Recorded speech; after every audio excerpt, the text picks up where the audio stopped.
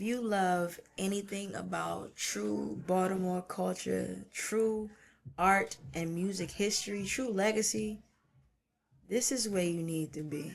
Tune in, watch the interviews, comment, show love. This is incredible, incredible work. Yo, yo, yo, yo, yo, yo, what to do, family? It's your favorite host, Mike on the mic from the Vibe Perspective Podcast. Tapped on my guys at Ground 3 Radio, DJ OK, man. We back at it again for another Vibe Side Wednesday, another series of interviews, man. Shout out to each and every one of my listeners tonight. Y'all been going crazy in my DMs, I swear, man. That Adam Stab interview was insane. Y'all been raving about every one of the interviews that we did in the last 2 months. It's crazy. The love has been insane. The feedback has been incredible. I super love y'all. I'm getting to y'all chat soon. Don't hold it to my heart. Hold it to my head. You know what I'm saying? I see everybody. I'm gonna respond to everything and I'm gonna get back to everybody. But I appreciate all the love. We're gonna get that love back to you. Make sure to take the time to like, comment, and subscribe and share this video. We work super hard on this content. The team works super hard. We do a lot of prep. Make sure all of this looks good and feels good and it's just a vibe all the way around. Appreciate y'all for tapping in. Make sure you're calling that 443-377-1872. Again, the number is 443-377-1872. Man, I want to get right into this because we got a super, super ill guest in the building. Probably one of the illest we've had, in my opinion. Man, she's performing over 20 countries, man, at this point. Man, if you haven't heard her yet, you need to do the knowledge, man. Master beyond the indie, beyond the folk, beyond the soul, blues, rock, EDM, pop, club. Doesn't matter. Through her musical taste, she's a master of many, man. A creative, an artist, poet, vocalist, visionary, curator, seamstress, self-taught producer, writer, educator, graphic designer, visual artist, cultural architect, cultural producer, ukulele instrumentalist, and most importantly, a vessel. Man, we got Black Assets in the building. What's up, sis? Peace, everybody. I don't even know where I'm looking. Peace, everybody. What's good? Anyway, you get a camera. Black. You get a camera. I'm Black. If we talk in the chat, what's good? Yeah. Black Assets. Follow me everywhere at Black Assets. Don't forget the S. Absolutely. What a great intro. Come on, you better have that thing down. I work on it, you know what I'm saying? You do. Yeah. And you doing my job for me, you doing the social media handles out there. That's my job. I like that. I like helping me, you know what I'm saying? Help me more often, guests. I love y'all though. To all my listeners who want to learn more about some of the stuff she got going on, make sure you go over to Black Assets. That is BLACKASSETS on IG as we go through the interview so we can match the woman to the work herself, man. Listen, this is a time that I'm so glad that I get to have with you because, like I said before, when I reached out to you, man, I've been watching your work, been watching the journey. It's been awe-inspiring, from the beginning up until now. I want to have you sit in this seat, where I can really give flowers to people that I see are, really, really pillars in the community in Baltimore. Oh, shit. And, I just want to make sure I give you these flowers and, we're going to start from the beginning like I do for everybody I really respect. I want to talk about, just the early life, Itabena, you know what I'm saying, Mississippi, you know what I mean, early on, less than 1,600 people in that city, super, super small, but full of culture, right? Gospel connected sound and feeling for you early on. Right. And I want to talk about, Samuel Chapel. I want to talk about, when you went to church, even your Aunt Vicky's church, right? Where, they would have the usher drill marches, Oh, wow. I want to talk about, and shout out to Amos too, by the way, who was pretty big in your early life, because he plays keys, organ, can sing, and all of that kind of those elements put together, kind of made this feeling that you've been almost chasing since your childhood, in the musical art. And I want to talk about that time and talk about sort of these developmental years in Itabena. I'm cracking up. What great research. I mean, seriously. Yeah. I respect these questions so much. It's Itabena. Itabena. Yeah, home in the woods. Yeah. Very accurate, 1,600 people. But yeah, I come from a deep Southern type of thing, a deep soul where it's the stuff they put in the movies and you try to emulate, it's that was homegrown. That was a part of the body. Yeah. And yeah, my Aunt Vicky, she used to drill march. I don't know if people know too much about that, but it's if you know something about ushers in church, they pretty much used to do these steps and they would have competitions. And my Aunt Vicky was the one who kept that culture, was the keeper of that culture in my town, bring people from all over Mississippi to compete in these one room churches, these one room schoolhouses type thing. You march in, the people standing outside looking through the window because it's only so much space. And it's like, I think that's what built community. That's what made me understand like the power of sound and how it could transcend spirit. So many things I learned in those things, from harmony to feeling to also like how to be music, whether you went to school or not. Sometimes people just have a gift. Absolutely. Like, Amos is one of the greatest piano organ players I've ever seen in my life. And anything plays and just does it. Yeah. I'm moved. Every time I think about him, every time I think about my upbringing, and seeing something like that, I'm just like, that's what taught me to be fearless in music and your gifts, standing true in them. Yeah, for sure. Yeah. And that's, man, I think about like your story and like you wanting to be like the loud voice in the choir, like, wanting to be, a part of this sort of quilt of culture, like in the South, and if like my family, migrated from South Carolina, Charleston, South Carolina to Baltimore. And like that is always like a part of our story too. And like when I seen that a part of your story, I was like, man, like, there is this beautiful conversation about the migratory history of, African Americans in this country. And the fact that we also brought the music with us, brought that culture with us, brought the dancing with us, brought that family, that community with us, is like so pivotal in so many things we hear today, in the stories and the, just all of the art. And I definitely wanted to give space to that. And even, in that migratory sort of journey coming to Baltimore, as you kind of came up, you cut your teeth on like the neo souls, like even the soul music, like the Whitney Houstons, the Selenas, even like these. And a lot of times these are synonymous with this poetry like form that we see in the music, and speaking in the music. Even, going back to super Southern, like early days where you just hear in the middle of the song, you would hear them speak. Yeah. And I think that's a very large part of it. And I think you were listening to like these Whitney, Selena, records, Mariah Carey at like the fireplace for your grandparents. Yeah. And I think so many people who I respect, who I've sat here with, who have like such a beautiful, sort of articulation of the music now, had such a pivotal upbringing in the music early, and I think that's such a common thread between so many people I appreciate in their music. And I think this is kind of a gem for people watching, of like, if you have children, if you have people who are like you're cultivating coming up, putting that music and that culture into them early is so important, because they never leave it. They never forget it. Talk about, just early days in Baltimore and, even the music, that you were listening to and being surrounded by your family. Man, early days in Baltimore, I like to say, was always music around. I started off singing with Morgan, and they paid for me to have an education, and that's how I found my way. I was a developing artist. I fell out of love with classical music, even though like that gave me my first type of opportunity around the world to tour. You know what I'm saying? I fell out of love with it, but because I just didn't think it was the only important music. I didn't think it was the only valuable music. I didn't think it was the only thing that like culturally or like spiritually or purposefully I could bring to the table. And so like I love it. It's hauntingly beautiful. It's some of my favorite. You see what I'm saying? Yeah, of course. But like I started to develop my own sound, or like my people used to have rent parties back in the day. Like they used to have rent parties, right? Yeah. So rent parties, you have a party, you have a function because you couldn't afford the rent. So everybody come to the house, we gonna cook something, put some money in the pot so we can hopefully make rent for the month and everything. You know what I'm saying? That's how community show up for community.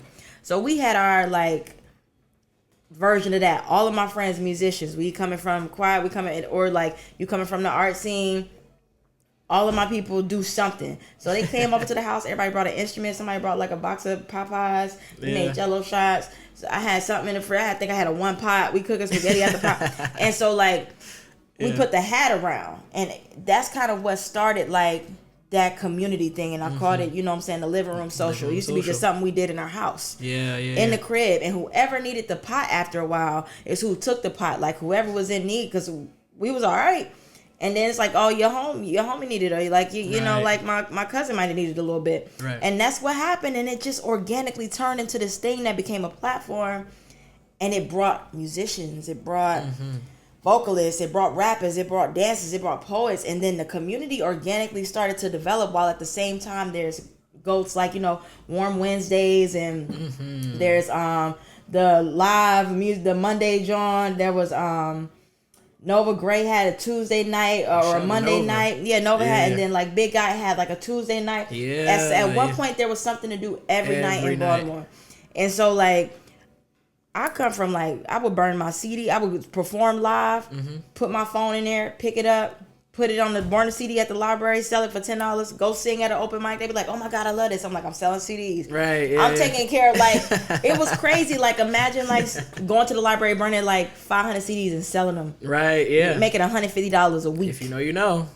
Come on, y'all. Had to be around. So yeah, but then you have that influence with something I never heard of. Like I never knew club, you know what I'm saying? Until I'm going out, and I'm going out in the clubs, and I'm like at the docks, and I'm like, oh, everybody getting busy. You know what I'm saying? Like, and so like when you go to Morgan, when you go like, even when you just over East, the culture of like dance, the culture of like art in that way kind of just shows up everywhere. Yeah. So you kind of just become it. You support it, you feel it, you know what I'm saying? And that's kind of what happened. Like, I started working with my homeboy, and I did like my first club song on my first album. One and Only. It just was a vibe. Yeah. It was just a vibe, man. We'll get to a lot of it. There's a lot of important things you mentioned, even just in that kind of, just this quilt. Shout out to our resident producer, Swift, one of the greatest in the city. How you doing, baby? You know, so all right, we will get to it. I'm going to slow roll it a bit. Okay. Cool. Because I do want to, at least, because we said your name Black Assets, which isn't a very conventional name you would think of an artist. Nah. But it's important. Hear that name, boy. People like, you want me to say Black Assets? I'm like, yeah. Say the whole thing like a pimp named Slipback. Like you gotta say it like a Tribe Called Quest. Come on. You can't just say the whole thing. Whole thing, right? And early on, you know, I want to talk about where the name kind of comes from, right? So like, there's a couple things. Right, so like your name is inspired. So I'll say your name is inspired by like ever being in the community. One, because like in collaboration, like artistically, like whether there's like artists you've always been around them, or your ancestors which have always been around. You know, you're never alone, right? Yeah. Which is why like there's this assets. Yes, plural. You know, but also like the National Rites of Passage program, right, where you reclaim things, right, that are lost in Black culture. And, you know, shout out to Sankofa. Yeah. Because, like, he kind of inspired, you know, Black Nia. Yeah. Because your nickname is Black. Yeah. And then comes Black Amethyst, which kind of sticks with you as a beginner poet early. Yeah. And then Black Ashley is in this mix somewhere in there. But then, you know, through community work, like you decided, you know, like Black Assets was the thing that's going to stick because like you kind of wanted to be an asset in every room. Right. And like that kind of, to me, if I'm just looking at all things, like it kind of leads back to like your family, like your grandmother. Like rest in peace, like who also like was just an asset to her family and making things and providing things and being a resource, and even like going to your uncle's farm, you know, like getting things like these resources and assets were always around you. So it kind of made sense that would be who you became, right? Black Assets, right? That's so fire. That's tough. I feel like the evolution is very true, you know. Went through the rites of passage. Black has always been a part of my spirit culturally. Everything that I do, Black has been at the forefront. I grew up seeing Black people.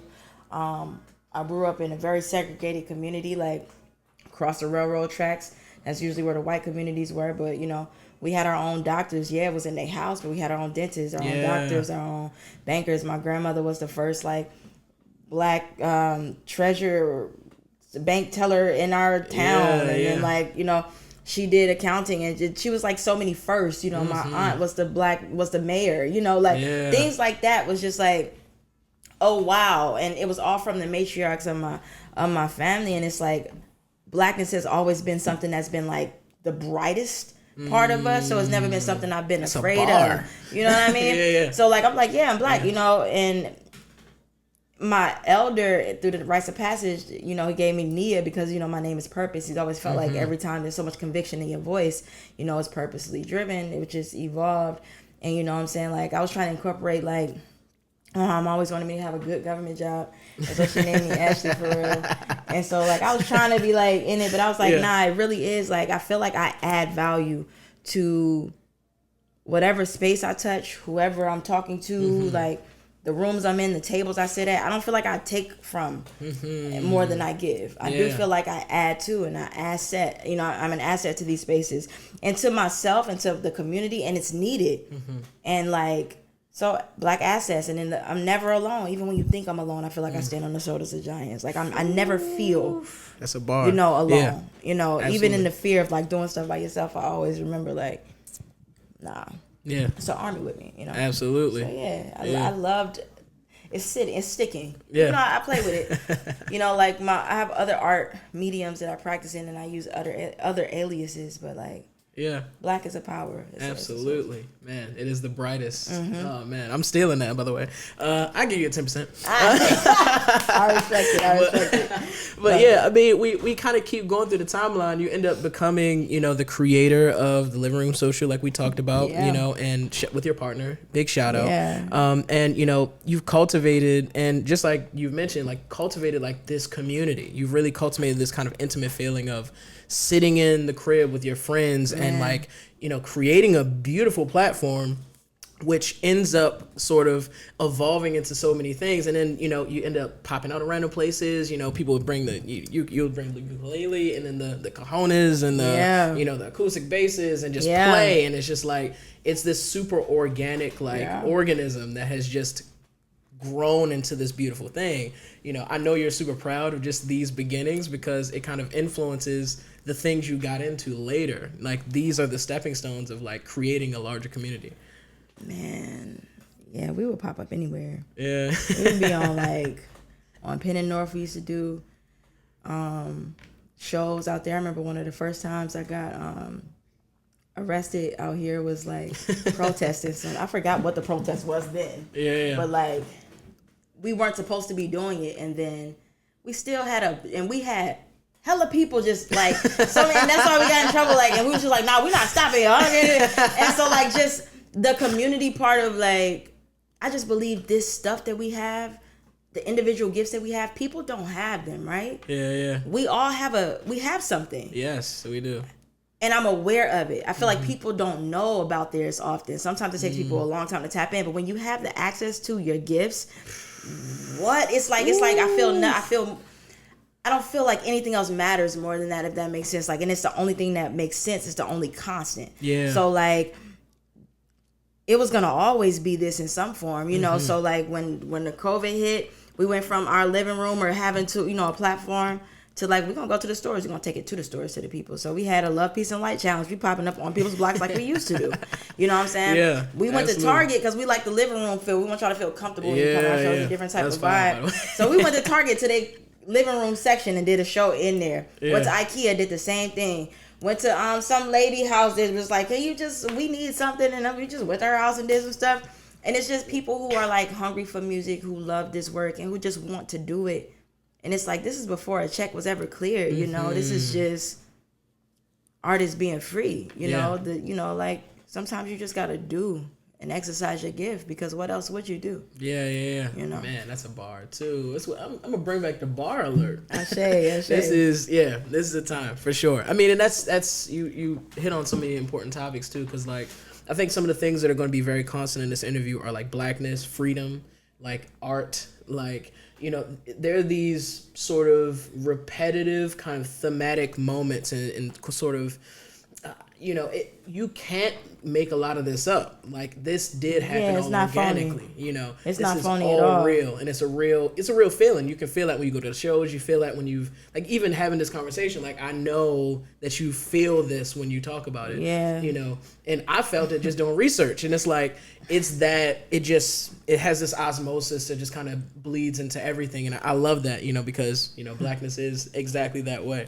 And if you move forward, I mean, we see that you graduated Morgan in 2013. Yeah. Congratulations, you know what I'm saying? Early on, you were performing at a lot of these open mic nights and, you know, just all these places, man. Like, I seen videos back in like 2014 where you were doing like a rendition of Sail from Oh like my A1 God, I A1 love Nation. A1 Nation, yeah. Like I have a an thing with metal and rock. incredible band, an Oh my incredible gosh, song right, too, right, by the way. right. I'm like, that was kind of the first time I seen somebody really give like real reverence to them, and I was like, you know ball, you know ball, up, you know like, what I mean? in any genre, what's up? Yeah, right. Yeah, You really tough. love music. I love do. that. You know, and even in this, like, just a circuit, it's kind of like, you know, early on we see, you know, a lot of people going to like the Royal Theater. Like there was this Chitlin circuit that we loved, you know, as black people in the city. You talk to like an old head, an elder in the city. They would always talk about how many people came through Baltimore and just like planted their seed with their music. And I think, you know, early on you did a lot of that natural work of like just going places to places and,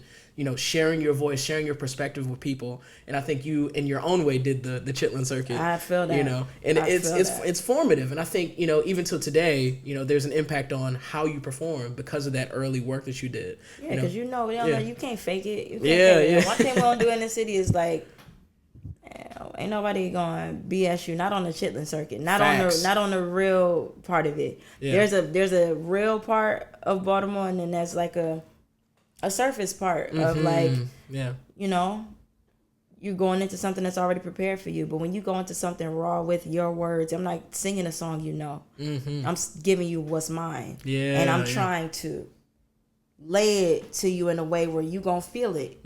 You may or may not feel it. Yeah. And like you really got to go into a barbershop or, you know, a beauty salon and sing your song. No music, no nothing. Facts. No. And it's like you build your convincing someone to then purchase products from you that they play back and can say, oh, track 6 is it. You know what I'm saying? To me, like that type of grind is in my spirit because it's real. It's fact. It's not something that I can make up. I didn't buy a follower. You know what I mean? And it's no shade. Because if I had it, I would. I mean, I'm not too good for that. You know what I'm saying? Like, I understand you need 100,000 to get this type of. Let me just pay through the door. Right? Why yeah, am I exactly. struggling? I'm still gonna do this. But like, the Chitlin circuit in Baltimore City paved the way for so many artists. It paved the way for so many dots to be connected, for so many arts organizations to be developed, for so many people to see our city enough to want to put grant funding into the city, into the arts, and to the murals of the city. When I say like every curator, event planner that we didn't even know what the name of that was. We were just doing a thing. And I was just looking at my leaders and the people above me where I'm like, oh, I love what they're doing. You know, to love the poets and the Noah Grays, and like, it's just, there's so many. There's the Olu Butterflies, like it's so many people where I was just like, oh, this is what it is. So it's like, we have an incredible scene. Yeah. It's honestly one of the best I've seen. Second to none to me.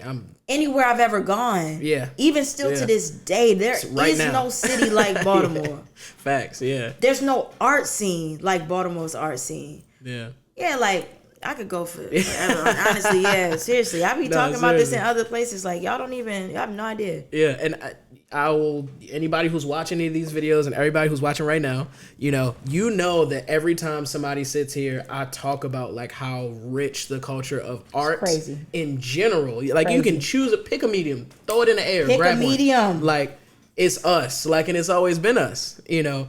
And I'm like so proud of that history, and I think so many people have such a bad stigma of Baltimore, even people who live here. Yeah.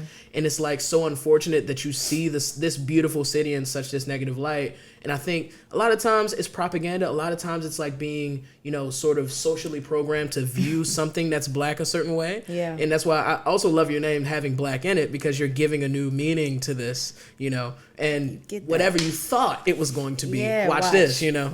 Watch this. Feel. You know what I mean? So yeah, another gem, another flower to you. You know, and we keep going in this timeline because there's a lot of things I got to mention. You know, I think it's like October 2015-ish, like the pre-EP kind of releases. You talk about the pressing the CDs and then doing the burnings at the, you know, it's called the pre-EP, untitled initially. You know, also called The Project. To some circles, right? Yeah, for real. For real, The Project is real. And then, which later became Soul Language, right? Soul like, Language EP. And if you remember, it had the straw tie around it like a gift. Yeah, I'm gagged. You know, and then it had the Africa logo on the bottom right. You know, and then you signed each copy alongside with clutches, alongside with, soul patches. Shout out to the soul patch. Somebody just brought up a soul patch recently. I'm actually weak. Those might be priceless now. I'm not gonna lie. Yeah, they might be priceless now. Yeah, man. I mean, that's such an incredible time. Like this, like these CDs, right? Like these moments. It's like this is such an important thing people have in their grasp now because they've watched you, they've seen you do the thing. If somebody has one of those CDs, if Sell somebody has one of those, I would love to see. Someone sent me one a couple years ago, and I was like, "Wow, you still got the 12?" Yeah. Yeah, it had a little leather soul patch glued on there because I also love the soul. Yeah, yeah. And so that was one of my favorite fabrics then. Wow. And all of them had a note, an individualized note inside. And I'll put it up right here. Yeah. The soul patches had something that I would listen to you when I was making it, and I would write, and I was so inside it. Yeah. It's just so interesting. Yeah. Yeah. What a time. Man, that was a minute. Yeah. And you don't really get to get that connection with the artist as much as you did at that time. Like a lot of times people only get to enjoy the fruit. They don't get to watch the process of the seed being sown. Mm-hmm. They don't get to watch the gardener in the moment. Yeah. They don't get to interact and interface with that person who's creating this that you love so much. And I just that to me was just a super testimony to just how much you appreciate the art, but how much you appreciate the listeners of the art. It's a conversation now. It's a relationship now. It is. Yeah. It's definitely a relationship. Performing is a relationship between you and the people. Mm-hmm. It's also a relationship between you and spirit. Because what I'm finding now is it's less about it's about me and the audience, but it's more about me and this spirit, me and this thing that happened, right? It's like freedom, right? And then it exudes through your body. And the people connected. That is it's like a vessel in place happening, and people are watching it. And that to me is you really got to get sacred and get in tune with yourself to be on stage and get free like that, so that you can actually be giving the message you're supposed to give. Less about the calculated message. And I used to be I want people to feel moved. I want people to feel empowered. I want people to feel, and I would curate the music to be that way. Now I think I'm definitely guided by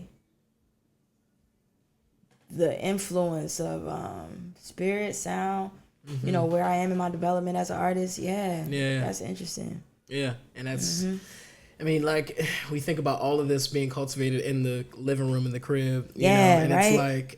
It's this is the most organic form of this art. And it's the living room ciphers happen, and then that also informs how you curate shows today, with multiple performers. It's with so many different talented people in the room, knowing how to navigate the space of so many people who are that talented is that is another skill that you pick up along the way now that really informs what you do. And shortly after Soul Cypher Sundays, and then new heights just happen. We just it's every time I'm looking further into your story, the next step is a step. It's an actual elevated moment. And talk about just progression, you seeing it in real time. Man, just staying true, I think, to self. And to I'm governed by my solar plexus, and that's your stomach, John. You know what I'm saying? If people, I'm a person that's a feeling. Y'all might call it empath. I feel it. If it don't feel right, I'm not with it. You know what I'm saying? And that's just what I trust. Yeah. And so I have trusted every creative feeling that has come to me, and made sense to me. And it was a step. It was I didn't realize it was a staircase. I was just doing, creating, becoming. And then I look back at my resume or at the career, and I'm just oh, wow. Every step, and taking pieces and lessons learned from each one to hit the next. The artists that you build in the catalog along the way. I told people, I was I don't care where I go. I never have to outsource for anything. You know what I'm saying? I never have to reach above. I stretch across so much, and I think that's what helped legitimize my name and my career. I think is built off of word of mouth. It wasn't. I'm just developing the the words now for what I do. You know what I'm saying? I was like, I need to make sure this is together. Make sure it's like my Instagram was my EPK. I don't know. You know what I'm saying? Like I'm posting that I'm doing it. You know what I'm saying? Like I'm selling CDs. I don't know what you want me to do. Like, so now I have the language. I didn't have the language before, so people had to trust like, oh nah, Black can sing. Show them you can sing. Sing. Yeah. You know what I'm saying? Like that's where I come from. Like when I was in choir, they used to stand you up and be like, somebody got the wrong note. You gotta just in front of all these people, just be on the right note. You know what I'm saying? Right now. Even if you was wrong. Singing in church, you know what I'm saying? I came from being around singers. It make you, it give you a different type of, give you a little piece of dog, you know? But it do something to you. And that's just, I think that's forever in me. And that fight, you know, I get from my mother. She worked. The women in my family are like. Howard alum too, by the way. Yeah. Come on. Like, when I say like the women in my family are, they boss up in a different way that's all I've seen. Yeah. That's all I've seen. I've only seen them do exceptional things with damn near nothing. Yeah. And make it flip. Yeah. So like my mother and them don't even take no excuses when it comes to stuff. It's like, nah, you gotta eat. Yeah. Dig deep for real. Yeah, go crazy. Yeah, and that's what so each step I had to eat. You know what I'm saying? So we're gonna do Soul Summer Sundays. We're gonna do living room social. We're gonna do an open mic on the street. We're gonna whatever. However we gotta get it, we're gonna get it. I'm gonna sell CDs, I'm gonna sell t-shirts, I'm gonna make something. I also didn't mention while at Morgan, you were first chair soprano. First chair soprano. That's not an easy job, by the way. I'm cracking up that you know that. That's funny. I gotta give you some credit there. Yeah. Because first chair, any position is just a fight. And freshman year too. Freshman year, first chair. Yeah. Singers. And it was like so superficial then, but it's like when I think about how hard it is to like maintain those things. Yeah. It's like, okay, that was cute. That was impressive. Okay, girl. You went on a little tour. You was a little young thing. I was like, go to Europe. You know what I mean? Why not? Let's just go. It's like, I've never been nowhere before. Like, yeah, I fell in love with that. I never knew anything about classical music or any of those things before Morgan. And getting in there and learning all those languages. I love that. I love that I can sing in so many different languages. I love how comfortable that is. Yeah. I love the language of classical music. Yeah. I love the rooms that it puts you in. Yeah. And then I also love being in them same rooms as myself. It's like, oh wow. So I could be Black. That's a bar. And be everywhere still. Yeah. Ashe. I know some 11, 12-year-old kid is watching this. Remember that. You can be Black and be in these same rooms and be the exact same person. Be yourself. Be yourself. Alongside everyone you think you need to be like. You be you. Absolutely. Right. I mean, and then in speaking of school, I mean, you go back, you know, to school for your master's in Coppin. You know, 2017 graduated. Congratulations. Because, you know, school ain't for everybody. It ain't. It wasn't for me. Sophomore year, I was ready to be done. I was like, I'm thinking about a leap year. She was like, girl, bye. I was like, all right. I can't get that. I don't get that option. All right. You know, like you went back to school, graduated in 2017. Congratulations. You know, in September 2017, you opened for Duran Bernard and Big Frida. Yeah. That was fun. Man, I know that was a movie. Yeah, that was a good time. Yeah. And Duran is just like, man, I've probably seen like 6 of his shows now. He is incredible at commanding the stage, and then like you kind of forget this is just like I came here to like pay, and I was gonna look all nice in my seat. It's chill. No, this is You're like part of this the show. This is you and me now. Yeah, like, we locked in. I was like, man, no, that dude is a talent. He's just a gift to the space, and you know, much like yourself, you know, I think. You know, one of the things you do really well is really not only command the audience, not only like bring people into something that they didn't expect to be in, but also like make this like a you and me. Like you came here to like not be engaged, probably hear a couple of things, whatever. No, like I'm singing with you. You singing with me. Like this is a community now. Yeah. You're gonna be a part of this with me. Yeah. You know, and I love seeing like, you know, opening for acts that are like, at that time, be like, oh man, they crazy. But then you end up becoming a very similar quality experience yourself, you know. And I think they saw it early. It was like, yeah, nah, this person is going to be incredible, and I need to make sure that they're a part of this because this is an incredible experience, you know, they're a part of that quilt. They're like a sew in this quilt, Yeah. like a part of this. And I'm so glad that you were a part of that because, you know, I know people got a gift that Yeah. day. You know, and it keeps going. There's so many other collaborations, even, you know, we talked about being in these huge rooms, you know. Shout out to my guys at Mixed Ancestry too, by the way. Friends of the show. Love them. Brian, my guy, went to school with him. Brian. Hilarious. UMBC, boy, that we used to be making that thing shake, boy. Shake, man. Woo. Man, shout out to Swervy. Shout out to everybody part of the team, man. Like, what? Y'all know something. I gotta get y'all back up here, man. Man, the first time was lit. We had a ball in here. We was cracking up in here. If you ain't see that first episode, man, go tap in, man. Brian Shout out to is my one guy. of the funniest people on earth, for real. He's hilarious. Yeah, I swear. A fool. I swear. Love that boy. Yeah. All of them. Mixed Ancestry, yeah. Yeah. Go. We have man, wow. We've made so much music over years. Yeah. Yeah. And I mean, speaking of these collaborations, speaking of things, you know, people that you've, you know, bumped elbows with, shout out to Whiskey Girl, you know what I'm saying? God, like, I gotta get Whiskey Girl up here too, because the amount of people who have mentioned her name is just like, that's a testament to like, Whiskey's great. We've been doing this for years. you know what I mean? Like, and shout out to her, you know, all the work she does, like in DC, like, man, like you collab with her on numerous events, like, and I think, you know, showing love to local artists is just such a thing that people need to do more often. Like, I don't think we get that as much. And I mean, even in your story, we go even to like the Adidas thing, you know, shout out to Adidas partnering with TLRS. That was crazy. You know what I'm saying? For the open mic series for I was young like, creatives. oh wow, that was so fire. Like, I think in my mind, when I'm doing the research on like things that have happened, I'm like, there's something about the space you cultivate, you know, that people find value in it, but they also like see that there's something way greater there. Yeah. You know, and I think that the Adidas look is an ode to that. Man. You know, how did that even feel getting that look from them? Man, it was just surprising. I was like, y'all calling me about what? And, you know, I remember this lady, Taryn, she called and she was just like, I'm looking for black assets. We're looking for the Living Room Social. And I was like, this is that. And they wanted to curate an open mic. And they wanted to do it for youth. And I taught in Baltimore City public school systems for many years. Yeah. And so, like, it just went hand in hand.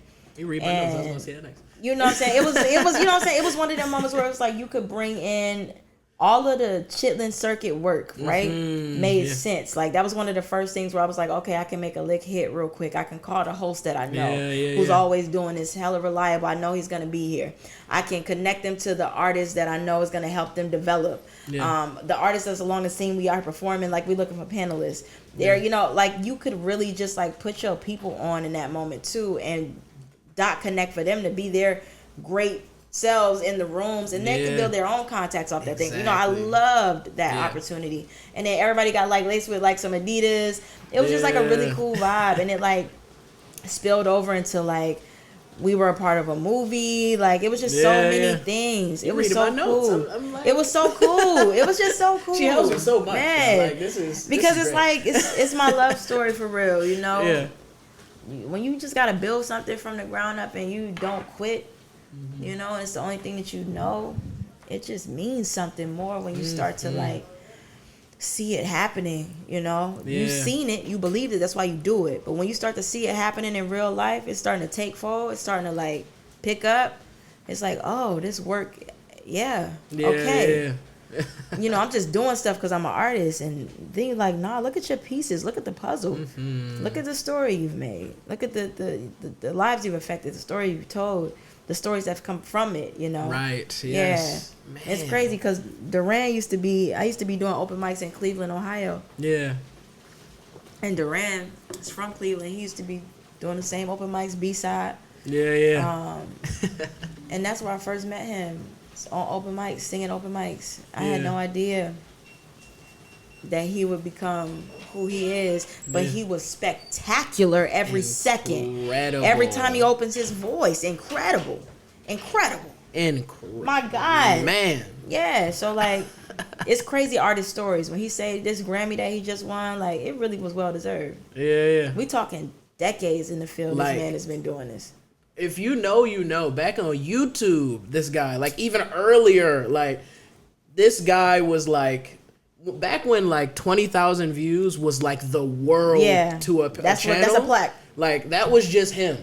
Just like, oh, he just walking from somewhere to go somewhere else. And he just singing 20K off top. Like different. Like just a different voice in the space. Shout out to Duran, man. Shout out to Duran. Man. I mean, and then like that Adidas thing like connects to like the lit stage performance, like at Afram, like that same year. That was wild. Then shout out to Civil Wrongs. Shout out to man Changa Music, man. Come on, like, Changa. You know what I'm saying? Like that is just that look. It's like it's making sense now. I think you're noticing some things now. It's like oh yeah, Afram.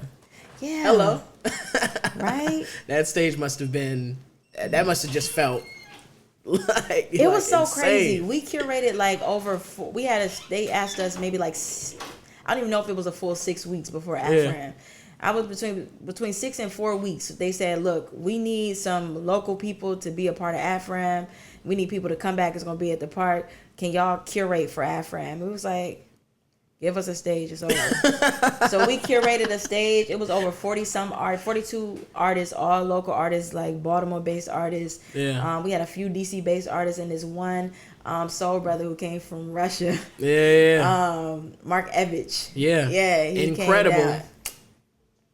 Mark is stupid. He's stupid. Incredible. Stupid. But we had bands. We had like Wildlife Band. We had, I want to say Mixed Ancestries in a bit. We had the Living Room Social. We had band sets. We had like Fusion Catering taking care of the back room for the artists. Everybody was fed. Everybody like, we had badges. We was in there laminating the badges overnight, like cutting them up, doing the things. We're just like, we're going to come correct. If we're going to do this, we're going to do it right. I remember just being I stayed on Brookfield right then, just right across from the park, just so ready to like show people all of the talent. It got so big and got so much like notoriety. We was on WEAA. Yeah. We were me, EJ, the owner of Civil Wrongs and B Civil Battles, Changa Music. If you don't know Baba Changa, you know Baba Changa. He done affected everything you do in the city. Absolutely. But like Period. We took that.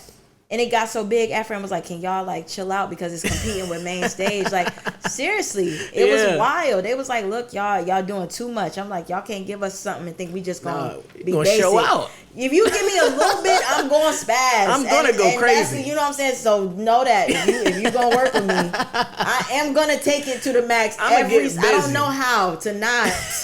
My mind, it's like you gotta take on switch, off switch. It means something to me. It's on or off. Yeah. It's on or off, and that's how we came. That shit was crazy. Insane. Yeah. That was crazy, and that was a lot of firsts. It taught me how to have a budget. Yeah. How to develop a stage plot. How to, do stage management, tour man. It taught me a lot. Yeah. I learned a lot. And then, I mean, it doesn't stop there. I mean, that leads us so far. Right, like you're a So Far alum. Like even had your first performance. Like shout out to Briley Harris. Like Zoni Sound, what up? Zoni's crazy. You know what I'm saying? Like they're going up right now. Zoni is nuts. Shout out to Zoni Sound. Yeah, they're nuts. They're going up. You know what I'm saying? Even then, he accompanied you on keys. You know what I'm saying? He had I think that was the first time he brought the ukulele out. Yeah. Like that was like a lot of firsts. Yeah. Right. Like it's in real time. Like, and I think. Yeah. Man, I think one of my favorite ones was the house setup they had, like where it was like the whole porch joint, like that felt like Nucci. Like we looking at Nucci now, but it was like they kind of set the stage, for it. You know what I mean? That's like the realest thing, right? Really there. On the porch with it, like with the ukulele, going crazy, like super dope. That was a different type of vibe. Yeah. Yeah, you just unlocked the memory right there. This is what I'm here for. I'm a historian for your story. I mean, what a historian you are. Seriously. Gotta just give you your flowers while you're here. I mean, I've done so many interviews. Seriously. Yeah. So well informed. You're reminding me of the things that I've done, and I'm grateful. Like, thank you for reminding me of sometimes you have these guiding lights on your purpose to remind you to keep going. Mm-hmm. This is absolutely one of those moments, truly.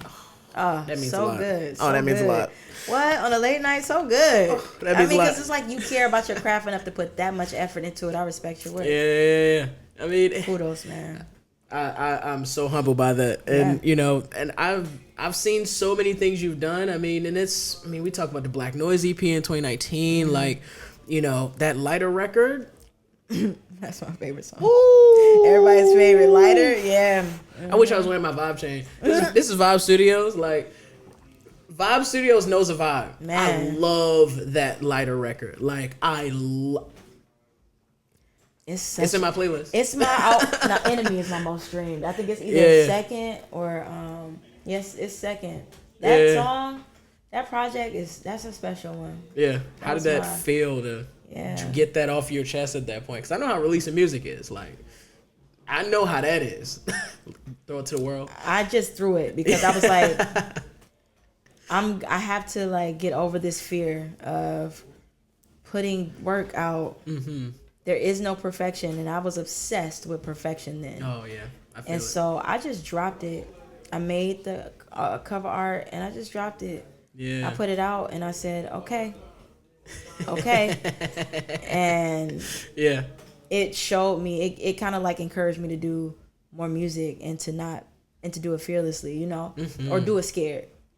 Do it scared. Yeah. Because you know it would speak to people, and then I had no idea that people would be into it in this way for real. Mm-hmm.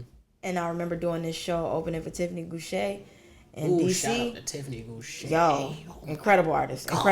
Yeah. I opened for her years ago, and people was in the audience singing my song. I couldn't believe it. I said, what? I'm out there like, what? How y'all even know this? Right. For real? Y'all we know listening to it where? Where y'all listen to that? What? You know what I'm saying? It's so crazy. I just could not believe it. And Lighter in particular, people in the audience singing that out is crazy. Yeah. Crazy. Briley on stage, my brother on stage, rest in peace, Big Daddy Blake. Yeah, like, rest in peace. Yeah. Shell, it was just like it was one of the moments where it's like, oh wow, okay, this is what this is like. That was my moment. That was my big moment. I was like, oh shoot, wow. Wow. Yeah, no, for sure. Rest in peace to Blake too, by the way. I definitely got to mention that. I think he was like the heartbeat for like your band at that time. Also, like, you know, jokester, you know, like you like hilarious. A fool. You know, and I know, first of all, how it feels to like lose someone close to you, but also being close in the music is like a separate, like whole different connection. Yeah. It's like that thing, losing somebody in that way. Like, I know that was tough, you know, condolences, you know, cause like, and condolences to his family as well. Like, I can't even imagine how that feels to like lose the heartbeat, you know, as a drummer. Man. Like, that's the pulse, you know what I mean? He got it.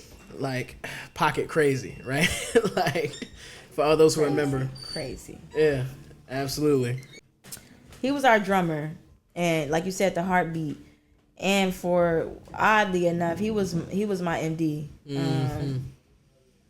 Whatever I did, we would travel. We was doing tours before we even had $1 to do tours. They just bringing us out. It'd be me, Blake, maybe Bari, maybe Aaron Scott, who bass player now. He played for like Tamala Man and all of that. But we would just go and travel. Yeah. Drums, voice. Yeah. On tour. That was like my brother, you know what I'm saying, my protector, you know, and his mother just passed too in March. Yeah, she just passed. And so like in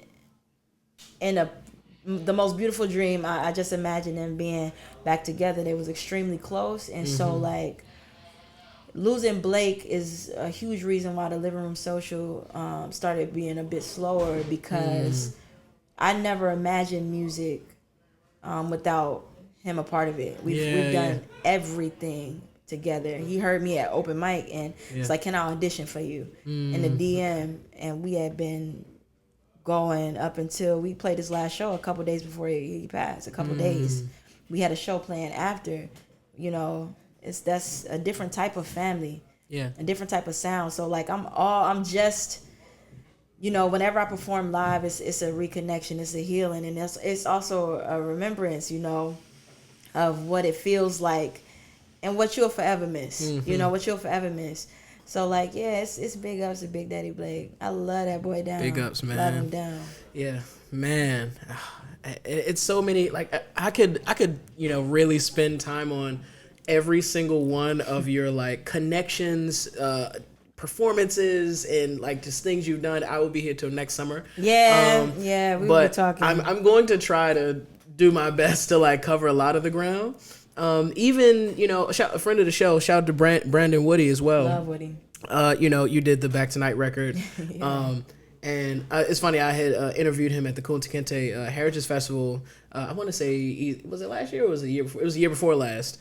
And man, he is just a wealth of knowledge. Like, he's just insane. Smoked a stage, came down, did a whole interview, still had enough breath to like talk at length about just things. And, you know, I think at the time he didn't announce yet, but he had, you know, talked about getting signed to Blue Note, and then like that whole like the tour that was coming up, and it was just an incredible sight to see. And shout out to him, because he's just been on a tear. Oh, like, just man. been killing that album too. Oh my goodness. Oh my man. What he just man. just on next, and I just be like, dude, it's insane. It's nasty. Yeah, it's nasty. It's incredible work. Yeah. Like, that's the type of shit I love. I ain't gonna hold you. I love it like that. That's what I love about it, because it's like, just do you and watch it. Yeah. Watch. Shout out to Upendo, man. Yeah, they're incredible. Insane. Big shout out to you. I gotta get you in the seat too. There's a lot of people I gotta get over here, man. So I mean, and then we keep going in the timeline. I think my memory serves me right, is August 2020, like the Being Black video and song drop. Mm-hmm. You know, and I kind of do want to. Oh, shout out to Cam Do Art as well. Yeah, I say. I want to talk about like the musical micro films, like just this concept of like, you know, having almost a short film to accompany the music. So there's this beautiful visual aspect that also like kind of informs the music you're listening to. I want to, you know, pick your brain about that, because I know you've thought about it at length. Yeah. I always wanted to call my pieces like microfilms. Mm-hmm. I feel like I love music videos, right? Mm-hmm. I love them. I've always loved music videos. Yeah. Running home to go watch music videos. Yeah, for sure. I love the story of it. For sure. But like, there was a time period where people wasn't like appreciating music videos or stopped watching music videos. Even kind of like now, people are kind of getting back to music videos. Yeah. But also kind of not if it's not in the right format. Exactly. And so like, but they are time capsules. Mm-hmm. You know what I'm saying? Absolutely. It's a time capsule for your career, for your legacy. It's one of those. Let me see. It's one of those things where, like, if you have a music video, I imagine like generations from now, if we're reading about a book or about something I got going on. Yeah. Then it's like, they're gonna be able to see me. Yeah. They're gonna be able to see the story. They're gonna be able to see the times. So like, I was trying to have a different feel. It's like, I'm not just standing music video. I got a microfilm. Plus, like, it's also gonna be multiple mediums. Like, you know what I'm saying? So you might see some poetry in it. You might see some, acting in it. You might see choreography in it in a different way. Like, it's just levels. Right. I don't know. It's just, it gives us more space to tell the story unapologetically and not just be structurally on just the song. We can partner with the filmmaker, and they can interpret the piece in ways, and you can collaborate in that way. I just think it gives more space, and then I don't know, it kind of develops its own story after a while, and it doesn't post a limitation on us or give a stereotype of what you think you're about to receive. You know, it makes people curious. A microfilm. What does that even mean? Sounds interesting. It's like, it's a music video, microfilm. Yeah, but there's more. It's all other things. You know, for sure. Trying to convince people or pitch it to people in like festivals and stuff is always fun too. Yeah. But they love a little microfilm. Oh, yeah. A film. Oh, yeah. Do that here, please. Yeah. No, for sure. I mean, you're feeding it to the people. Man, it's so many things that like I loved seeing your journey, including that, like even naming things, like the naming of things, you know, it was a pretty big thing that I think, you know, matters. Like that's gonna pop up a little later. I wanted to bring that up now, so little moment that you guys just had, but. In 2022, I want to say January, you performed at the Kennedy Center. We talked about In the Mix. Shout out to them guys, man. Yeah. You did that was the wild. Kennedy Center is just like generational. Like that to me is like, man, like it's generational. Like I couldn't brain believe that. blown, you know. Yeah. I can only imagine. Like, I mean, I don't usually get nervous, but like for big shows, like. My heart be doing one of these. I was like, wow. Like, I can only imagine how you felt going in there. Yeah. Like, that's when my family first got it about me individually as an artist. Yeah. When I did the Kennedy Center, they were like, oh my God. Because like in their generation, like this is the Kennedy Center. Like it was like it's this big prestigious thing. Absolutely. And it's like, this is DC. We perform out here every other day. You know what I'm saying? Like we coming out here, we driving out here to do so fars, we're doing whatever. But it's like, to even be recognized in that way as Black assets, not the classical singer from Morgan, not the soloist, you know, behind Kathleen, not any of these, but you're literally just like, this is me, my ukulele, telling y'all how I feel, talking about radical being blackness black on stage, talking about making love, talking about you know what I'm saying? The most authentic form that I could be.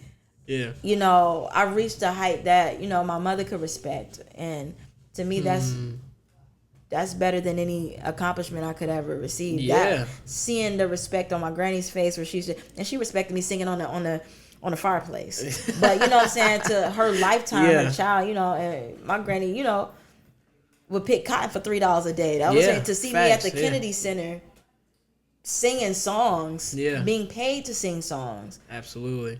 It was a different type of thing for me personally. And if nothing else happened, she got to see that. You know, she got to watch it. I ain't never, you know, that's a beautiful thing.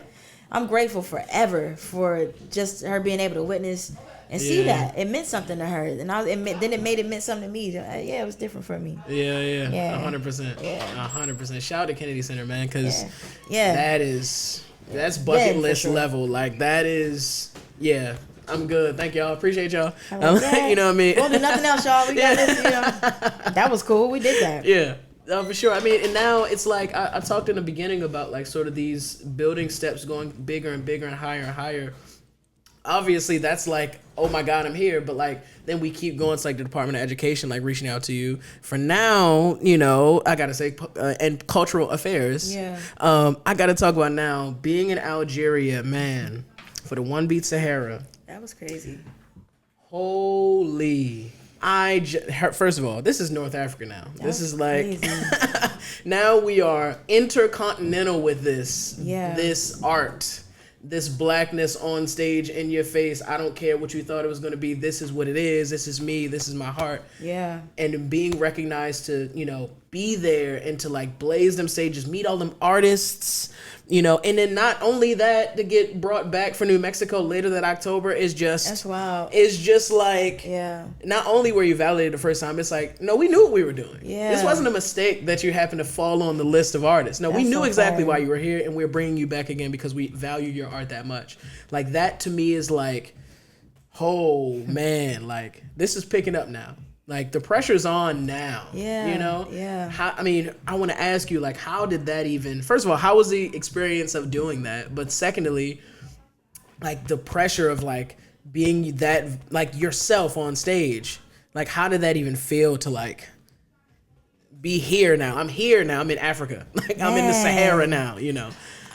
That was surreal because, you know, I'm Nigerian as well, and I've never been to the continent, and the first time I got to the continent was through music. It confirmed, it reassured, and it told me this is, it just was another guiding light on the purposeful path. It said, you are exactly where you're supposed to be. And shout out to Cariz from Blackwater. Big shout out, Cariz was the first, I think, artist to do that in my on the scene that I'm on. Also, Amy Reed is an alum from the city too. But Cariz was like, Black, I think you'd be perfect for this type of thing. I did a grant, I think the night before it was over. I did an application where I sent it in. They said I didn't hear back from them for like a year or something. They sent me an email and I thought it was a scam. I thought it was because it was like during COVID. I was like, they playing around. I got hacked. Why you gotta do that? You know what I'm saying? Like I got hit with the whoop-de-whoop because I was trying to Bitcoin and I got scammed. So I was like really on edge. No, like, I feel you know like what I'm saying? Like I can't get scammed again. And so like then I emailed them. I was like, is this for real? And they were like, yes, we've been trying to contact you for a month. And I'm like, oh, sorry. And so it was life-changing to say the least. It changed my life because it changed my geography and it showed me things I've never seen before.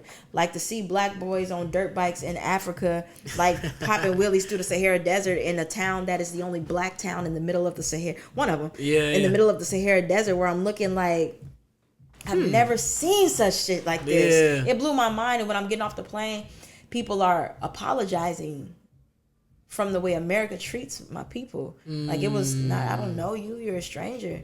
I have no idea who you are, you know. Yeah. It also showed me how like American I was and how like culturally like dense or that we just don't have it. Yeah. We don't have it. It's sad, actually. Very. You know, my friends Very. are just like, they're culturally rich, I should say. My friends, like my international friends. If you don't have a city like Baltimore, if you don't have like a homegrown culture, you really don't. You don't have that, and you have this whitewashed America perspective. Yes. But like when you go around the world, people hug, people hold hands, and it's not anything weird. It's just like it's love. culture. You my It's brother. yeah, you know what I'm saying? You my sister. It's like you walking past the street. It's like here's some tea. You know, like you don't have your bread. Take some tea. Still, you thirsty. It's warm out. Like it's shit like that where it's like. I know that from Southern hospitality. I know that from living over West. I know that from the church ladies that used to be on the corner over East on Cold Spring. Like I know that from my city, my cultures, my communities. But like overall, as a country, we don't do that. Yeah. So it not only affirmed who I was, just like it did something internally to about self. I don't know how. I'm still putting together those words, but also like that was the first time I experienced like people pulling over tour buses for me.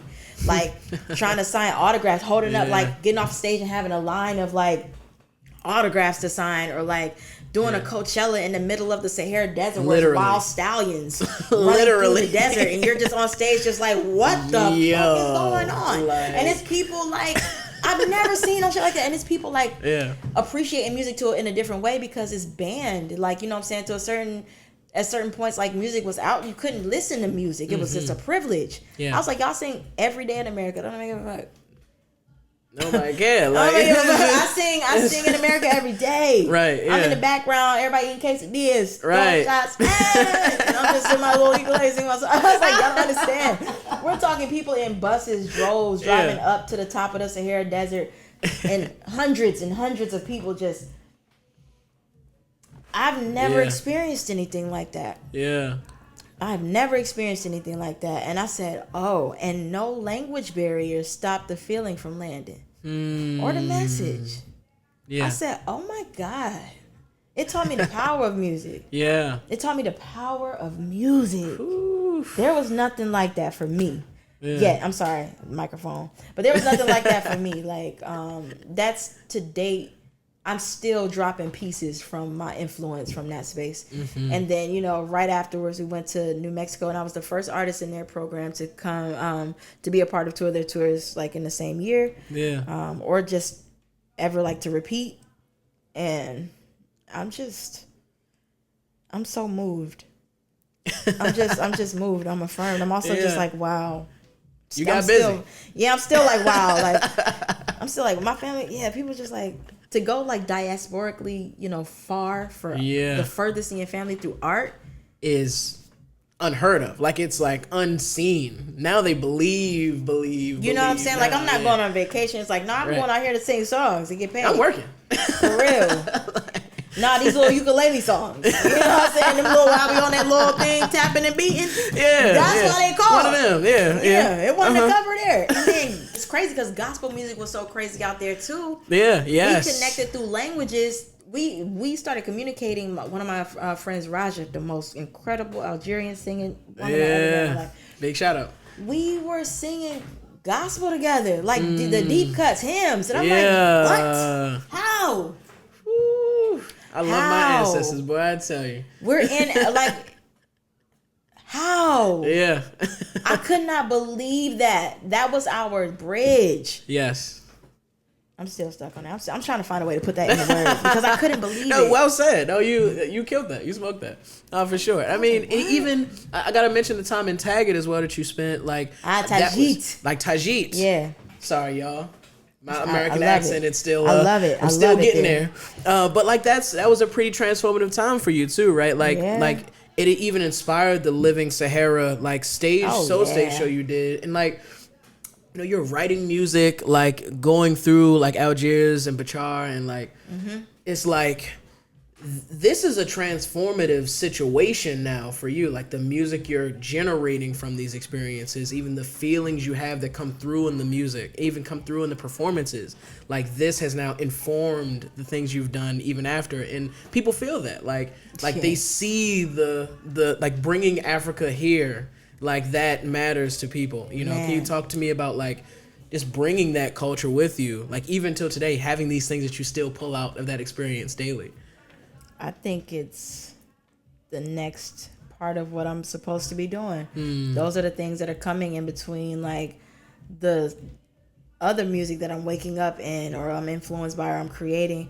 I remember like when I first went there on my birthday, they had these instruments. I forgot the name of the instrument, but it was like the shackles. It's February 27th. Yeah. I'm there in the middle of. I'm in the middle of the damn sand, in the middle of the desert at nighttime. It looks like a spaceship. It looks not a spaceship. It looks like outer space. It's just nothing but there was stars. Nothing but vast. It was stars, blackness, and sand, and just there is no direction. If you go out and turn around, the sand moves like waves, so you could easily not be where you were. It was hauntingly beautiful. And we were playing music, and this indigenous Ganawa band was using these instruments where it's just like clickety clickety clickety clickety, and it's the instrument is like the shackles of the slaves, and it's in their sound still today in all of the music and all of their music. And so like it will not leave my body. Sometimes I can hear it, and like it just, to me, something so sacred for so long that it's been in your music and your field for so long. You know, I think about it like it's gospel music. It's their gospel music. We try to wash our gospel music down with like CCM, or people like to whitewash our industry and the history behind it. But they holding that sacred and loud and at the forefront of the sound. So it just absolutely put me in that place of just like revolution again. You know, even more fire. I'm fighting harder now. Yeah, and it also like taught me a lot. Just, you know, like Black Panthers are our martyrs and our like heroes. You know, they sought refuge over there in Algeria. It's like a Black Panthers headquarters. Facts. It just was a really interesting time. It was a really interesting influence, and my works are forever affected and currently affected by that, by that trip, by that time. That tour changed me for sure. Yeah. I'm challenging every dream song. I wake up out of them. I will catch the voice memo. I would do whatever because it's necessary. Yes. It's necessary. So yes, absolutely. I'm grateful. I'm forever grateful. I got this tattoo that said like, this one, it's the same things over here, but it means, you know, I sow my seeds in Tadi and my fruit will grow. And so like my fruit is forever grown there. You know, shout out to all my Ganawa friends and my bands down there. Everyone is like, we still very connected. Yeah, but I was down there in the vibe. Shorty made my outfit in Taji. Like I was like, nah, I'm getting my clothes from the Shorty who make the clothes. Can I get some clothes made? I'm getting there. Like that's how I went. I'm in the community for real. Like we making music with the people. It's like, nah, we need a band. It's the Shorty over here who play band. Can you speak French? I speak a little bit of French. I can do a little bit of Spanish. Like and building a band like that. It was just one of them. Second to none, man. Like that refilled your homegoing battery, got supercharged. Oh man. Yeah. I'm happy for you, man. I gotta go to Africa. Like that, I've been to a few countries. Like I've been to a couple continents. But I gotta go to Africa just to feel what that feels like, because you're probably like the 6th or 7th person that has told me like it just does something for the spirit. Man. Yeah, it's like, what if I wasn't singing songs that I've gotten over there already? You know what I'm saying? Right. So many things.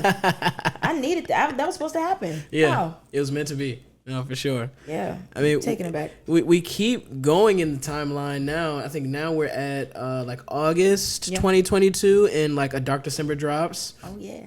What a joint. What a joint. Woo. Shout to Jonathan Elders, too, a great friend of mine John, too, by the way. I love John. I call him, please, John. I need some mixing and some mastering.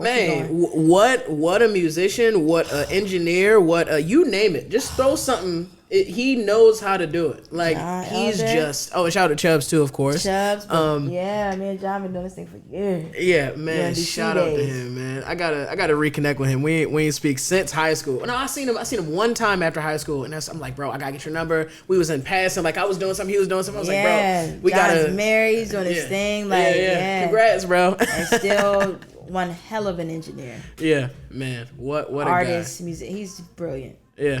Brilliant. Brilliant, brother. He still played the trumpet. He played the trumpet very well. Like very well in high school. Like insanely well. He is insanely talented. Like, this dude is a Martian. I don't know how you do it. I don't know how you do it. Agreed. But yeah. Shout out to you, man. Big shout outs. But how was that, how was that time? Like, A Dark December is kind of like This is one of them joints now. Now, like, you've gotten that supercharge back. Like, you've, like, gotten, like, all of these things are kind of aligning perfectly. Like, talk to me about even releasing that project.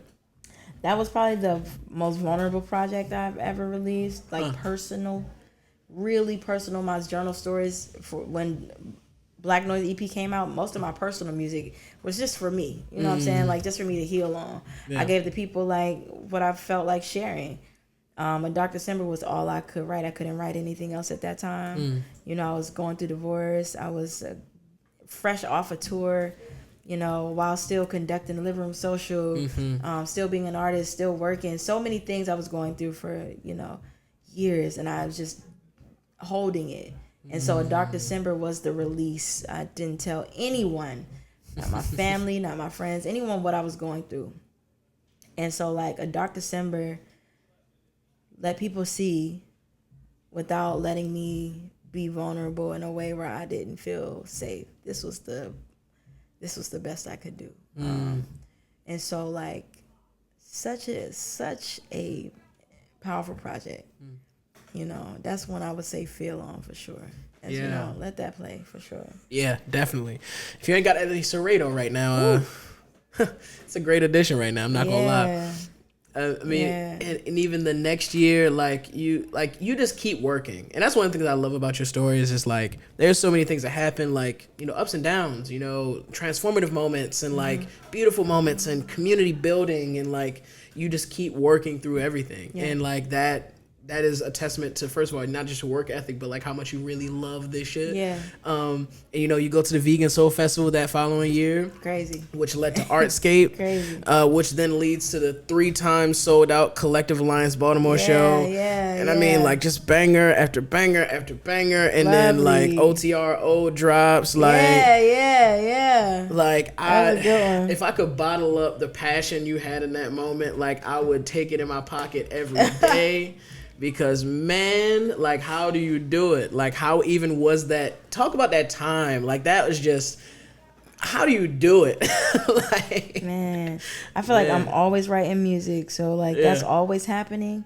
But, like, then it's like you become an artist. Then you, like, are so super Black. So, like, you deal with what it's like to be a Black woman in the world. I'm also a working artist, too. Like, I go to work, you know what I'm saying? Like, and anytime I go do a job anywhere, if y'all see me out here doing a job, teaching in Baltimore City, being a social worker, being a nonprofit director for 8 years, I do all of it to fund the art. Boom. I am cosplaying as whatever those things are for the sake of living my dreams. Absolutely, and I do them well because I care. Yeah. And like, it's just a part of the community part of it. Yeah. Also, I wanted to learn how to fundraise. I wanted to learn what nonprofits fund art in this city. I also wanted the contacts, the connection. So I got in where I knew I could get that information. I was always working for myself while building someone else's dream at the same time. I don't believe in giving more to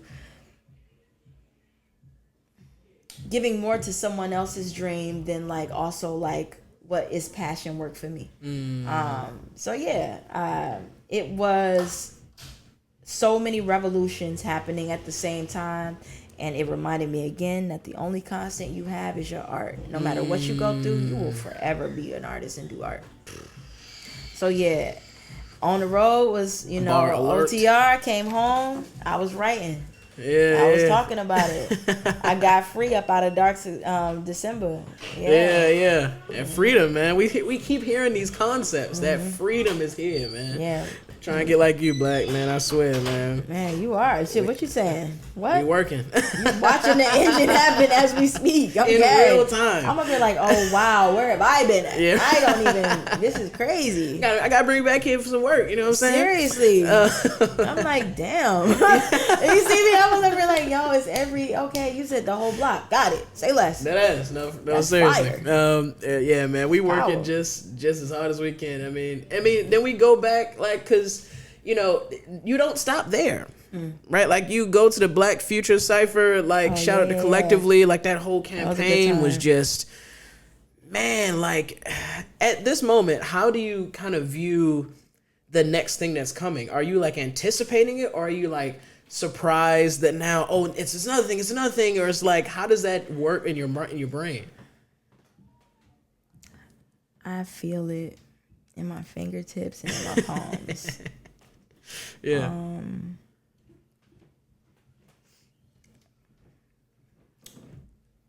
I feel it. I've seen it in my dreams. I've been present, and I woke up like, I've been affirmed through the dreams of my loved ones. They've seen, but it's lately been in my fingers and in my hands where it's like, oh wow, you know, and I just keep going, and I feel, you know, simultaneously, you know, moved by my solar plexus in the step. And so I never know what the thing is, but I know that my goal is to achieve the next Grammy for my family after my Uncle Pine Top Perkins, blues artist. He played with Muddy Waters and Lil Walter. Yeah. You know, BB King. Yeah, BB King. He taught Ike Turner how to play the guitar, and the reason why he even left Mississippi is, you know, child. But like, I want to be the second Grammy for my family in our name. Yeah, I'm kind of legitimizing that music is a field in here. There's a thing that's in my bloodline when it comes to that. But yeah, I feel it. I'm not gonna hold you. I feel it in my soul, in my finger, it's almost like it wakes me up every day. Yes. It keeps me awake at nighttime when I'm inspired.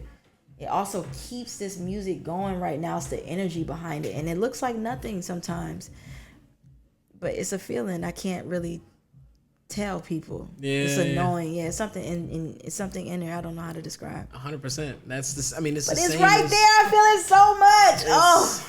You're a beacon from the ancestors. So you're the mouthpiece to the ancestors, man. I'm telling you, like this is all meant to happen exactly how it's happening. Like I see the journey. Like mind you, all this research I've done, like I've watched all of these things in great succession happen. And it's like, it's meant to be this way. It's meant to come right after the other. And I'm surprised that, like, you know, like this hasn't even gone bigger sooner, because it feels in the right trajectory. It feels right every single time I see it happen. Man, it makes me laugh. It's Black Assets. My name is Black. It's not Ashley. I'm not coming out as Ashley or as Adewumi, which is my Nigerian name. I'm coming out as Black Assets. Yeah. That has its own path. Me being masculine of center has its own path. Yeah. Me not ideally doing things for like a male gaze has its own path. Yeah, there you go. There's so many different things, and it's still happening. And that's just like, oh wow. It's a bar. I said, oh wow. Yeah. There's also like not this like mammy concept of a big black woman too. People want you to always mammy them. Oh, for sure. And, you know, I don't resonate with any of those things, and sometimes, you know, I could be all things.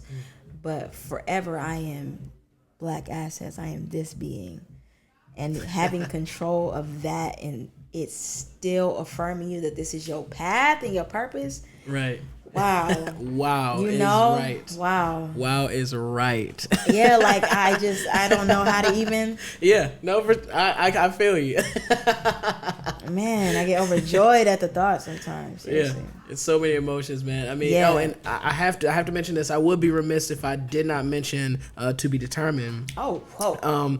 Because we did have friend of the show Devon Daniil on in that same My seat you're sister. sitting. Yeah. And man, shout out to Devon Daniil, just an incredible artist.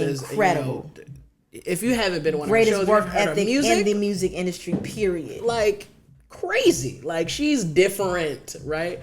And she talked about that project like she adored that project. Shout out to Tyler Moonlight as well. Oh, God, yeah. Also, Incredible. Y'all. I feel like I've used incredible like. But these are the only ways. These are like it's the only way you can describe what's that happening. you have to describe them. Yeah. Like just incredible artists, like in period, incredible. And you know, she talked about how much she loved that labor of love, that collaboration you guys did. I want to get your position now on how you felt about it, because man, download it first. Download it. Please and go then download To Be Determined and let your whole family hear it. 'cause stream it's one of it, them. buy it, support for our sure. artists. Yeah. Devon has the greatest work ethic. I've always admired her work ethic. Yeah. In this industry, she is always recording, always writing, always in the studio. Yeah. Also a boss, a HR boss, handling her family, her life. She is a boss in all seams and will put on a show and make anybody body move. Capital B. I've never seen it. Okay. Yeah. I've never seen such womanhood like. Yeah. And like yeah. tangibly, like amongst my colleagues, like she tells the stories. She says the things. Like she didn't have none of these. It just can't. Like she's the pen. I call her the pen. Period. No, seriously. Like yeah. to write your own music, sing your own music. Dude, I don't even know what to call the thing. She's like a P-Funk. I don't know what to call what she do. But I love it. And anytime I can, I want to see it wherever I'm at. And Tyler Moonlight is equal. Just one of the greatest artists of our time as well. I can't believe we came together to do a project. They both bring out the best creatively in me. It was the most organic, collaborative project I've ever been a part of. We were collaborative. We collaborated on every aspect of it.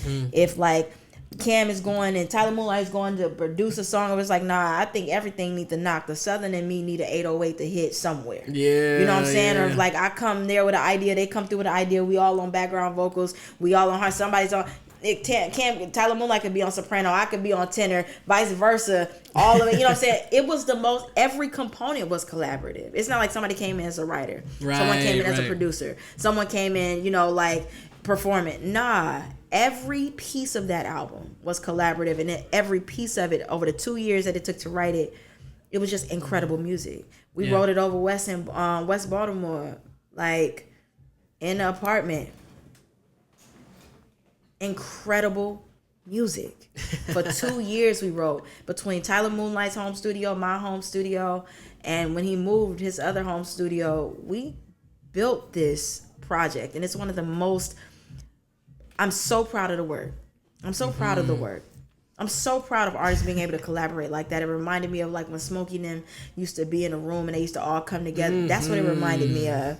I get inspired off of that one. Yeah, it's good. It's good music. Absolutely, it's good music. No, I feel the exact same way. That spirit of collaboration is so lost nowadays, and I wish more artists did that on like every level. Like we collaborate on literally every level, and then just look up at this beauty that we created. Such good music. I just love to see it insane. In my discography. Love it. Absolutely, yeah. So proud. It's a nice thing to have. Yeah. I mean that project is, go download it, go buy it, go stream it. Do all the things. Get all the music. Get all the music. Absolutely, yeah. Man, I gotta now that I've had 2 out of the 3 collaboration artists of that project, I gotta get Tyler Moonlight. Yeah, now. you do. It's only right. I got 2 of the 3-headed giant already here. I got to get the 3rd head of the giant here.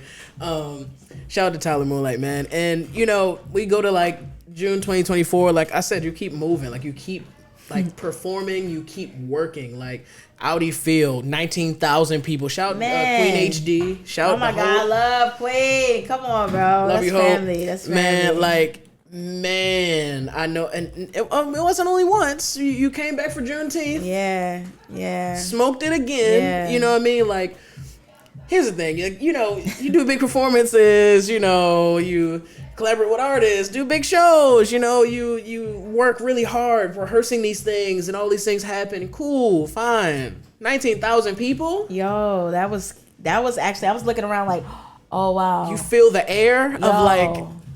Or you just look around and it's so many people, It's like a just sold out his. stadium of people. Yeah. And the his. organization, like the Washington Spirits, has such a inclusive organization when it comes to like just like how they show up, how they support, like to build a like familyhood in that space. Yes. I absolutely love every time they call me. I'm like, yeah, absolutely. I got thousands of opinions about the Star Spangled Banner. I don't support it in any way. And sure. People usually are hesitant to ask me because I could very well end it, in the home of the, you know what I'm saying? Like I have my own rendition. I have done it in places, and that's why. Yeah. But I think about Whitney. I think about all of my.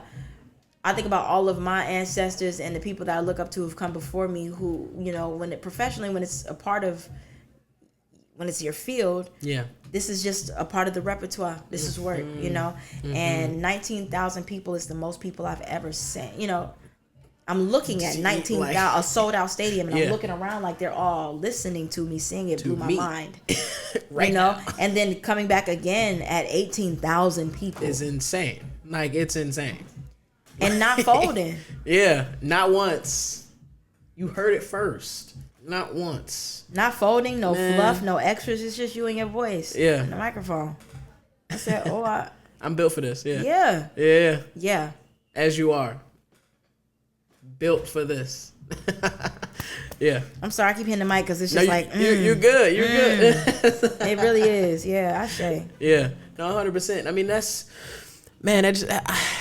so many things I could point out, and it's like, like I said, if I say every single thing, we will be here till next summer. But like you did, said so much. You've done a slew of performances. Like you've blazed so many stages. Like you've even gotten to like content. Like shout out to Black Sips. Oh yeah. You know what I mean? Baby. Which also is like, to me, it's like it's such this handheld relationship with like you and your grandmother. Yeah. And it's like, just like I talked about her being like the resource, the asset, of your family. It's like she, was a winemaker, and she passed on the wine recipe to you, and it's like you have a history of like moonshiners in your family. Like it's like this feels so right, like and I'm just so happy that like Black Sips, came out first of all and is doing what it's doing. But also I'm gonna give you an opportunity to speak to like the audience about Black Sips, because I'm an avid connoisseur of the spirit, if you will. Tell them a little bit about it and things that you've done with it. I mean, definitely the history. Just my grandmother was a winemaker. In her last few years, she got back to that. Her and her little brother, when they were little, had a wine recipe, and it was called Clara's and Clarence's wine recipe. That was it. And Banger. She bottled it up as Miss Clara's wine and would make it for like her church members to take on communion. She would make it for us for holidays.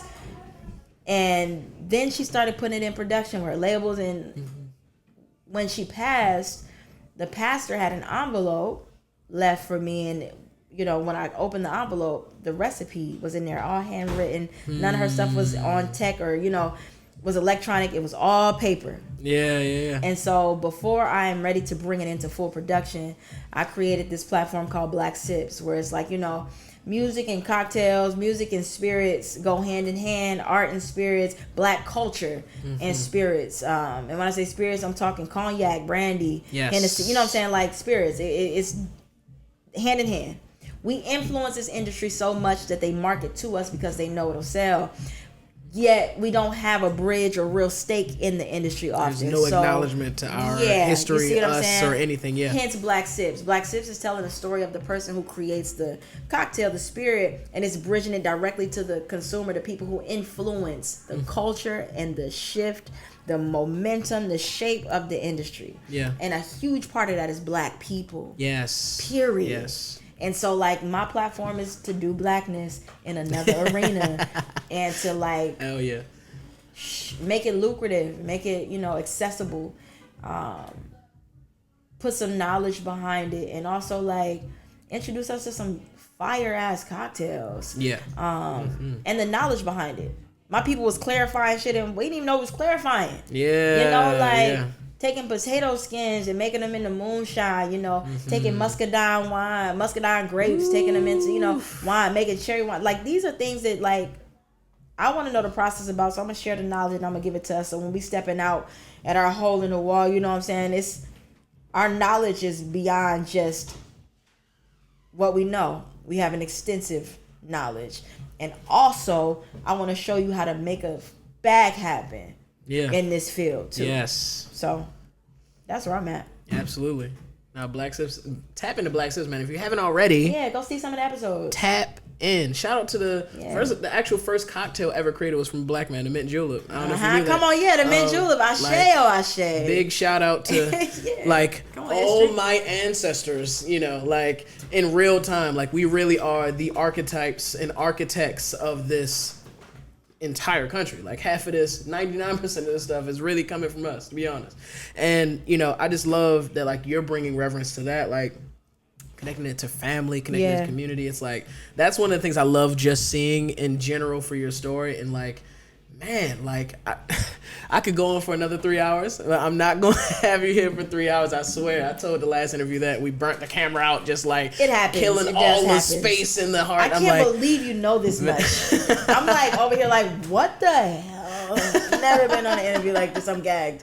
No, I appreciate it. I mean, that's what I really strive to do is like, if I can't make the best interview you've had, I want to try to get as close as possible because like, easily, I don't sit in front of you unless like miles, no competition. I appreciate the work. Oh man, what? That's what? Oh man, I feel like what? Where did you even get these facts? I'm over here like, whoa, did I do my back? What is I supposed to do? I was over here like, wow, gagged. Yeah. Question 1. I want you to know, like, miles, okay? Oh man, competition has a lot to do if they're gonna come close.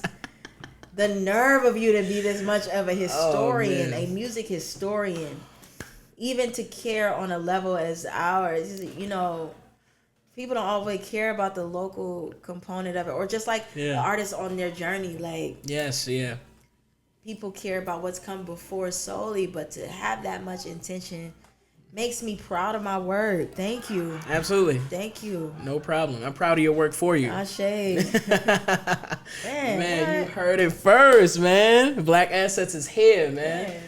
Clap it up in your place, man. Wherever you at, clap it up, man. That's what I should tell my students, okay? Round of applause. Yeah, round of applause. I appreciate you for like coming out. I appreciate you for like sharing this space with me, like even going through these moments, like reminiscing on these situations, you know, and I can just see that this is just the tip of the iceberg for your journey. This is just the beginning. I feel like I'm just about to get started, honestly. Yeah, all of that stuff you did, that's just to lay the foundation. Yeah, it was preparation. Yeah. I feel that. Yeah.